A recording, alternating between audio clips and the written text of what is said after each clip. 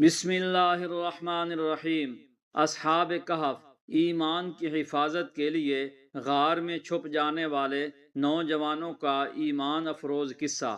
ناظرین کرام، آج ہم قرآن مجید کے ایک ایسے عظیم اور سبق آموز واقعہ کو بیان کرنے جا رہے ہیں جس نے قیامت تک آنے والے ایمان والوں کو یہ سکھا دیا، جب ایمان خطرے میں ہو تو اللہ پر بھروسہ کر کے سب کو چھوڑ دینا ہی اصل کامیابی ہے۔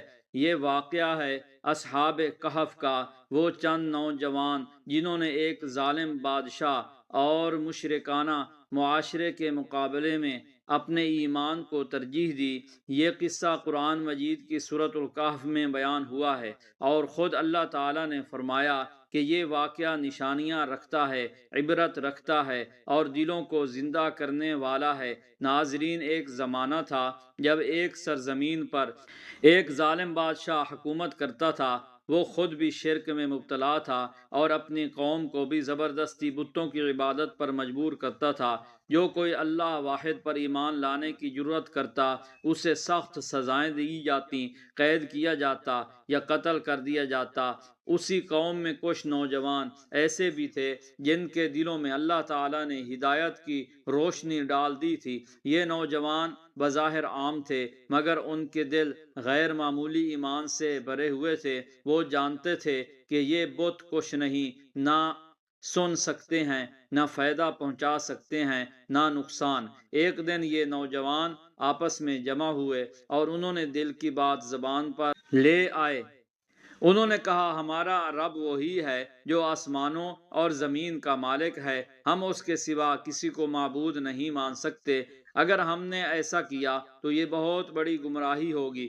یہ باتیں خفیہ طور پر ہو رہی تھیں، مگر جلد ہی بادشاہ کے کانوں تک پہنچ گئیں۔ حکم جاری ہوا کہ ان نوجوانوں کو دربار میں پیش کیا جائے۔ دربار میں ان سے کہا گیا، یا تو ہمارے معبودوں کو مان لو یا سخت انجام کے لیے تیار ہو جاؤ۔ ناظرین، یہ کوئی معمولی لمحہ نہیں تھا۔ ایک طرف جان کا خوف، دنیا کی آسائشیں، عہدے، مال اور دولت، اور دوسری طرف صرف ایمان۔ مگر ان نوجوانوں کے قدم نہیں ڈگمگائے۔ انہوں نے پوری جرات کے ساتھ کہا، ہم ہرگز اپنے رب کے سوا کسی کو نہیں مانیں گے، چاہے ہمیں اس کی کتنی ہی بڑی قیمت کیوں نہ ادا کرنی پڑے۔ یہ سن کر بادشاہ غصے سے پاگل ہو گیا۔ اس نے انہیں مہلت دی کہ شاید یہ اپنے فیصلے پر دوبارہ غور کریں، مگر دراصل وہ انہیں ختم کرنے کا منصوبہ بنا رہا تھا۔ یہ نوجوان جان گئے کہ اب اس بستی میں رہنا ایمان کے لیے خطرناک ہے۔ انہوں نے فیصلہ کیا کہ وہ شہر چھوڑ دیں گے اور اللہ کی رضا کے لیے ہجرت کریں گے۔ رات کے اندھیرے میں، خاموشی کے عالم میں، یہ چند نوجوان شہر سے نکل پڑے۔ نہ ان کے پاس کوئی سامان تھا، نہ زاد راہ، بس ایک چیز تھی، اللہ پر کامل بھروسہ۔ راستے میں ان کے ساتھ ایک کتا بھی ہو لیا جو ان کی حفاظت کے لیے ان کے پیچھے پیچھے چلتا رہا۔ چلتے چلتے وہ ایک پہاڑ کے دامن میں پہنچے جہاں ایک غار تھا۔ انہوں نے اس غار کو اپنا ٹھکانہ بنایا اور وہاں داخل ہو گئے۔ اس وقت انہوں نے ایک ایسی دعا مانگی جو آج بھی ہر ایمان والے کے لیے مشعل راہ ہے۔ اے ہمارے رب، ہمیں اپنی طرف سے رحمت عطا فرما اور ہمارے معاملے میں ہمارے لیے درست راہ کا انتظام فرما۔ ناظرین، یہ وہ لمحہ تھا جب اللہ تعالیٰ نے اپنے خاص بندوں کی حفاظت خود سنبھال لی۔ اللہ تعالیٰ نے ان نوجوانوں پر نیند طاری کر دی۔ یہ عام نیند نہیں تھی، بلکہ ایسی نیند تھی جو صدیوں پر محیط تھی۔ قرآن ہمیں بتاتا ہے کہ وہ نوجوان غار میں 309 سال تک سوتے رہے۔ اس عرصے میں نہ ان کے جسم گلے سڑے، نہ ان کے کپڑے خراب ہوئے۔ سورج اس طرح نکلتا اور غروب ہوتا کہ ان پر براہ راست نہ پڑے۔ اللہ خود ان کی نگرانی فرما رہا تھا۔ ان کا کتا غار کے دہانے بیٹھا رہا، جیسے پہرا دے رہا ہو۔ اگر کوئی انہیں دیکھتا تو خوف سے واپس پلٹ جاتا۔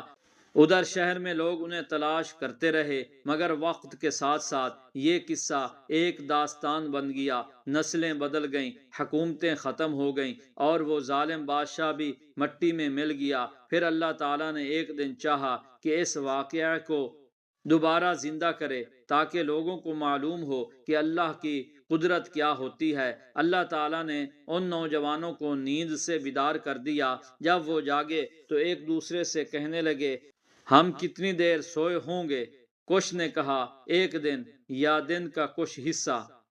بھوک لگی تو انہوں نے طے کیا کہ ان میں سے ایک شہر جا کر کھانا لے آئے، مگر احتیاط کرے کسی کو پتہ نہ چلے۔ جب وہ نوجوان شہر میں داخل ہوا تو حیران رہ گیا، نہ وہ شہر ویسا تھا، نہ لوگ ویسے تھے، نہ زبان ویسی تھی۔ جب اس نے پرانے سکے دے کر کھانا لینا چاہا تو لوگ چونک گئے، بات پھیل گئی، حکمرانوں تک پہنچی اور حقیقت سامنے آ گئی کہ یہ نوجوان وہی ہیں جو صدیوں پہلے ایمان کی وجہ سے غائب ہو گئے تھے۔ یہ اللہ کی نشانی تھی، یہ اعلان تھا کہ اللہ جسے چاہے زندہ رکھے، جسے چاہے سلائے، اور وقت اس کے ہاتھ میں ہے۔